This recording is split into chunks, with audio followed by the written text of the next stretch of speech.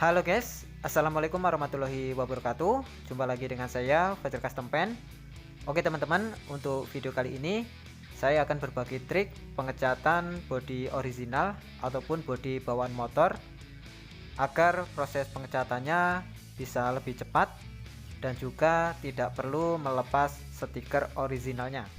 Oke, untuk langkah yang pertama, bodi yang akan kita repaint ataupun kita cat ulang, ini terlebih dahulu kita amplas ya teman-teman. Kita amplas di bagian pinggir-pinggir stikernya seperti ini ya teman-teman. Nah, untuk stikernya ini tidak perlu dilepas ya teman-teman, dibiarkan saja. Nah, apabila stikernya ini masih bagus, belum ada yang lecet-lecet, maka sebelum dilakukan proses pengamplasan, stikernya ini ditutup terlebih dahulu ya teman-teman. Karena ini stiker bawaan motornya sudah lecet-lecet, jadi ini tidak saya tutup ya teman-teman, karena ini nanti akan saya timpah menggunakan stiker yang baru. Karena mengingat stiker bawaan motor Honda itu rata-rata susah dilepas ya teman-teman. Jadi untuk mempercepat pekerjaan, jadi tidak perlu dilepas stikernya, jadi langsung kita timpah menggunakan stiker yang baru saja. Untuk pemasangan stikernya ini diusahakan yang pas ya teman-teman, yang presisi dengan stiker yang lama. Jika pemasangan stikernya ini sudah selesai, kemudian stikernya ini kita tutup menggunakan isolasi kertas ya teman-teman, seperti ini contohnya. Kemudian kita lanjutkan proses pengecatan dasar ataupun cat epoksi.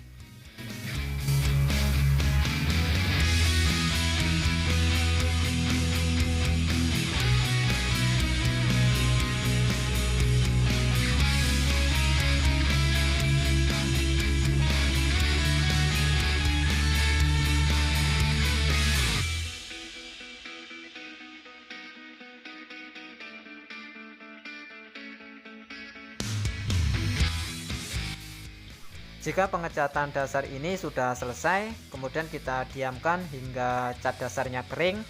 Nah, setelah kering seperti ini, kemudian kita lakukan proses pengamplasan ya teman-teman. Ini hasilnya setelah selesai kita lakukan proses pengamplasan. Untuk amplasnya bisa pakai amplas ukuran 500. Setelah itu baru kita lanjutkan proses cat intinya.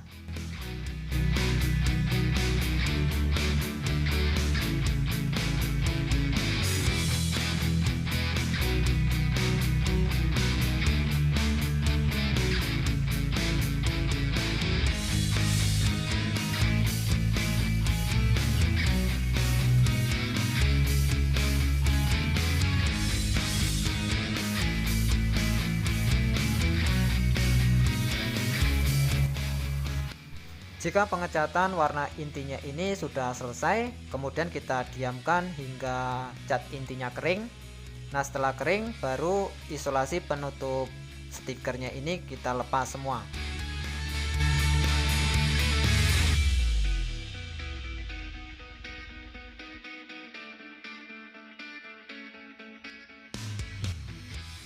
Oke, jika sudah selesai kita lepas semua.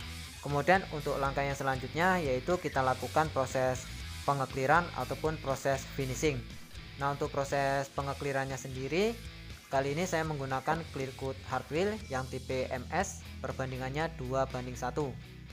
Untuk kelebihan clear coat hard wheel yang tipe MS ini, selain clearnya mengkilap, clear ini cepat kering dan juga handal di tingkat kekerasannya. Untuk kualitasnya, clear coat hard wheel yang MS ini di atas clear coat hard wheel yang tipe ultimate. Oke teman-teman, jika clear coatnya ini sudah selesai kita aplikasikan, kemudian kita lanjutkan proses pengekliran pada medianya. Untuk mendapatkan hasil clear coat yang maksimal, selain menggunakan clear coat yang berkualitas, kompresor juga saya lengkapi dengan filter seperti ini ya teman-teman, yang tujuannya supaya apabila kompresor sudah berair, airnya bisa terjebak di filter ini sehingga airnya tidak sempat naik ke spray gun sehingga mempengaruhi hasil clear coatnya. Untuk spray gun yang saya gunakan untuk proses finishing ataupun proses pengekliran, saya menggunakan spray gun tipe HVLP, nozzle-nya nozzle 0,8 dari Tekiro.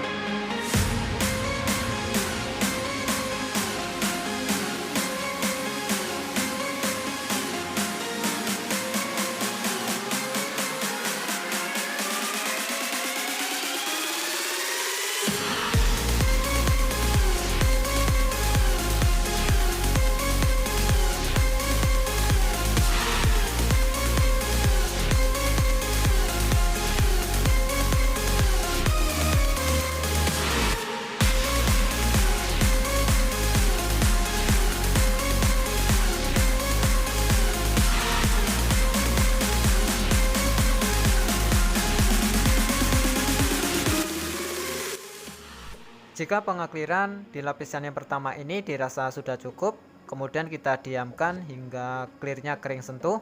Setelah itu baru kita lanjutkan proses pengakliran untuk lapisan yang kedua.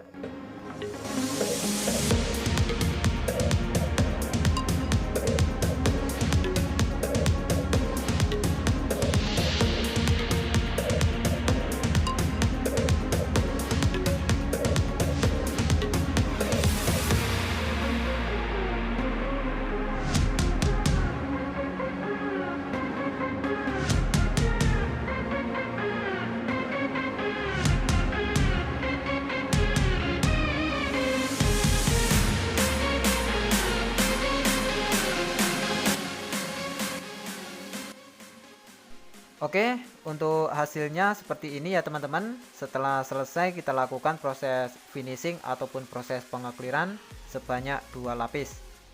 Nah, berikut ini tips pengecatan versi Fajar Custom Paint. Proses pengecatan bodi standar ataupun bodi bawaan motor supaya proses pengecatannya lebih cepat tanpa melepas stiker bawaan motor. Oke, cukup sekian dari saya Fajar Custom Paint. Semoga sedikit tips yang saya bagikan ini ada manfaatnya. Salam sukses selalu dan sampai jumpa di video-video selanjutnya. Thank you.